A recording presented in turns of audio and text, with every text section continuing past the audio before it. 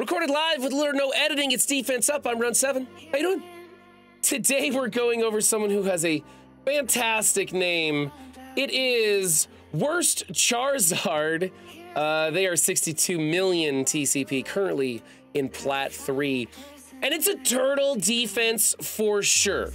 We're gonna keep it a turtle defense. If you want a turtle, you turtle hard. And Charizard is definitely turtling hard. By the way, if you want to know what Charizarding is, you should definitely go look that up in the Urban Dictionary, but that's a whole nother stream. Okay. I had a few people in voice chat helping me out. If you guys want to see these, they happen live on Twitch. You can catch them on my stream recycles. You can catch them on the Twitch VODs. Otherwise, we're doing a late Friday night stream because my schedule got weird today. And we went over a bunch of this stuff and we had a lot of fun. And of course, if you want to have your defenses featured, you can find the link in the description to send them to me. All that. While you're down there, hit that like button, subscribe, all the usual stuff. Room number 1 is the Extreme X-Men with Rogue. And what chat was telling me is that Rogue is still sexy as hell. If you want to put a few more red stars on her and you got more than enough to get your red stars on Super Scroll, which I believe is something like 9,000 something, I don't remember. It's a lot. Then Rogue's a good choice. She's doing a lot of work in Cosmic Crucible, and she's still valuable. I was thinking she might be reaching the end of her line, but a lot of prominent folks in chat disagree and think that she's still really good and worth building even bigger. She is scary, especially in this room. Make sure you are going Raider Skirmisher. So with Cyclops being a striker, that's not great. Now he does come back and I believe he puts defense down on his basic assist, safety attack. So maybe they did this intentionally, but if he ever happens to get to an ult, which he usually doesn't, he just kind of stands there and makes noise. But if he ever does get to his ultimate or something, it's gonna do a ton more damage if he was a skirmisher or a striker and he happened to be low on health. So it's something to think about.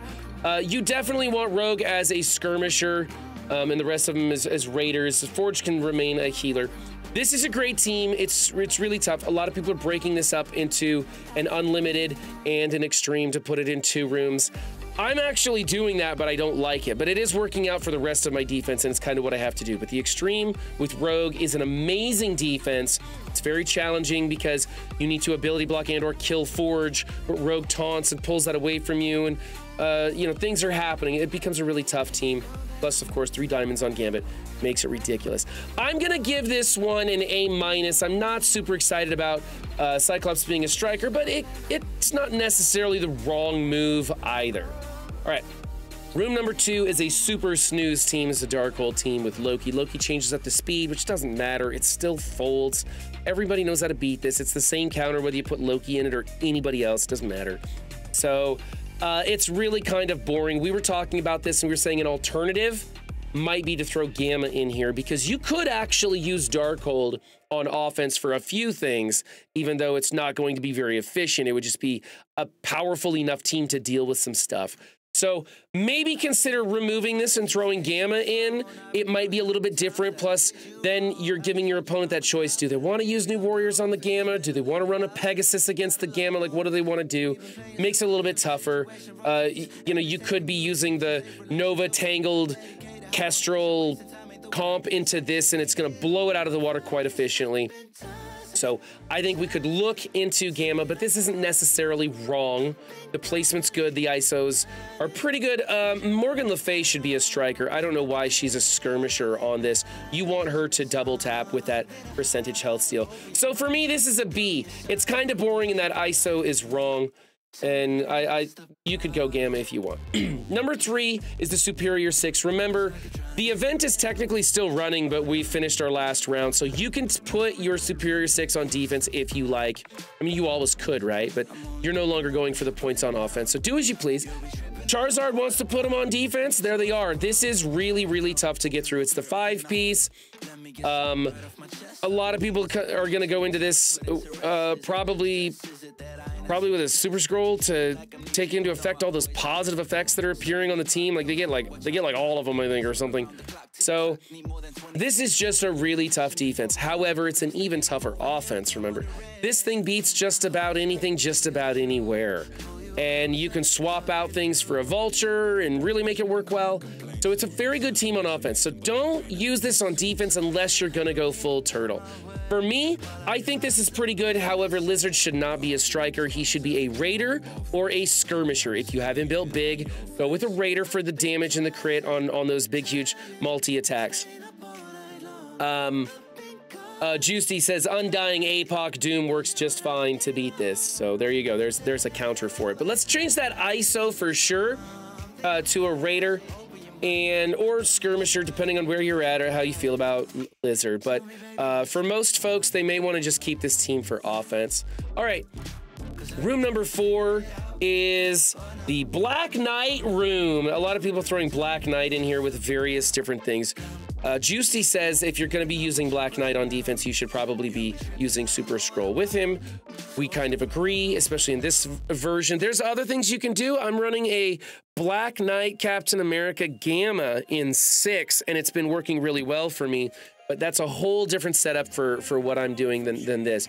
But it's just to point out that there are different variations. The thing that's wrong with this, and a lot of people don't quite understand how Peggy works. And maybe people are misunderstanding how Scroll works. Maybe people are even misunderstanding how Thanos works in here, okay? Peggy only revives Rebirth, I believe, outside of War. I know that she doesn't revive Out of Time members or anybody else outside of War. So she's not reviving anybody useful. She is applying an increased block chance, I believe, of 20%. And she has a really good heal that works well with Black Knight. It works well with Captain America. And it works pretty good with everybody else. So, do you want that block chance and that big heal?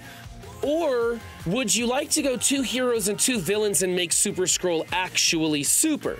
And I think that's where we need to go. So, Thanos is in here to keep this team from being sacked, but there are versions of a sack team that you can use to absorb the Super Scroll special and then just pause the match and no one actually dies, and you can come back into this and they'll have an exhaust and Super Scroll won't have his special ready. So there's ways to do that and get around this Thanos thing. The idea with Thanos is that they're gonna kill your sack team and Thanos is gonna feed Super Scroll all that energy for the next time. And that's fine and all, but there's just ways around it, so it's not that big a deal anymore. What I think would be a better option for this specific comp, we'd like to drop Peggy and add Ebony Maw in here. Now, Ebony Maw is, of course, going to empower Thanos. Now that his kit's been changed, it's going to empower Thanos, and it's going to give Thanos some positive effects on Spawn. And then we just kind of like the synergies with Ebony Maw and how this is working and the timing of those maneuvers and stuff. You could also use Proxima Midnight. She would give speed up to Thanos and help him get to his turns. I believe Thanos' flip is now affecting everybody, not just Black Order. So that could really be a good cleanse for this team, depending on how you want that to time out. So Thanos with Ebony Maw or Proxima Midnight, they're both villains. That would give you 2 heroes, 2 villains, making Super Scroll actually super. And then there's a placement issue. We may want to be moving Captain America and Black Knight to opposite corners. Kind of depends on the build size of your characters. This is probably okay the way it is, but if you're going to put Ebony Maw in there, he's kind of weak compared to the rest of the tunes that are going to be around him, and the splash damage could just clip him off. So I think maybe adjust the placement depending on who you decide to put in there. If it's Proxima Midnight, you might not worry about it and treat her like gap placement, and she's just bringing in that speed up to Thanos to get him to his turn. In any case, I think Peggy is detrimental to this team. I think she's reducing the overall thing. She's adding a little, but she's taking away more. And so I think we either, you either scrap Super Scroll, maybe pull the whole team so you have Super Scroll and Black Knight for offense, which is something a lot of people are doing, or you get rid of Peggy, fix that Super Scroll equation, and put somebody in there that's going to empower Thanos instead of just using him as that energy battery. You already have Captain America in here. He's doing energy things, which gets doubled or something. He's doing like, I don't know if it's 2 to 3 or if it's 2 to 4 energy, how this room works. I'm not really sure. Most of the time, I bring in a Hive Mind Sus or like a Hive Mind APOC or something and kill the team before any energy really gets popping off. So I never really pay attention to it. But, I mean, so the Hive Mind Sus is one way that you could beat these kind of comps in here. They still get tricky. You could get your Void Knight could get ability blocked, and then that just fails miserably. So there's a big chance of failure with that, but it's something you could do.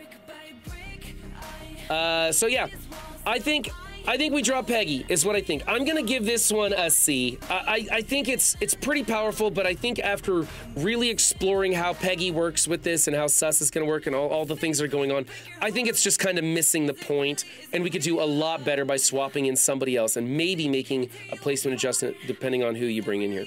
In room 5, we have the Infinity Watch. Woo, it's Infinity Watch, who cares, right? They're built right, it's done right, everything. What we want to do, however, is we want to move them out of room 5 and into room 6, because in room 6 we have a team that doesn't work so good in room 6, and we want to move them to room 5. So we're going to swap places. This is fine. I'm going to give it an A, but I do want to move to room 6. And in room 6 we have the Secret Defenders with Quicksilver. The thing is, in room 6, Black Cat's going to lose her death proofs, and she's going to use those to heal up instead. And so that works better keeping those. And so that's why we want to move this to room 5, treat it like a blank room. That way she keeps her death proofs. Quicksilver doesn't change this matchup a whole lot. A lot of people are going to bring in new warriors regardless. So what you can do to try and get lucky on that new warrior matchup is put in Noir instead of Quicksilver. There's like a 16% chance that Noir is going to make that just absolutely fail. So you could do that, whereas Quicksilver isn't going to change much at all. So let's move this over to room 5. Let's keep Quicksilver for offense, put in Noir, really make it work well. And if you don't have a Noir built, I think that the 5-piece with Doctor Strange is better than Quicksilver. I think you're going to have more value utilizing Quicksilver on offense, especially with this heavy turtle defense. You're going to need all the tools you can get. Doctor Strange ain't helping you on offense, but he is making Marvel Hardlight get that taunt up faster, and it could reduce your opponent's score and their efficiency by just getting her to pop off faster. Regardless of how big your Doctor Strange is built, throw him in here instead of Quicksilver, and I think that's more value overall. Are you turtling, or are you going heavy offense? I'd like to know in the comments below. I am genuinely curious to see what more people are doing. We just had the rules lifted on the Superior 6, so it's our choice without penalty if we want to use Superior 6 on defense or not. Do you need Superior 6 to battle the rest of the compositions that you're facing, or do you think you've got the skill to get through it with a turtle defense, knowing that your enemy is going to be dropping attacks and counting on them having to sack a room or double tap or go in for a cleanup? Is that give you the security you need to try different variations into other rooms? I don't know. Tell me in the comments below. And remember, guys, don't just have a good game. Be good to yourselves and others too. I'll see you next time. Bye.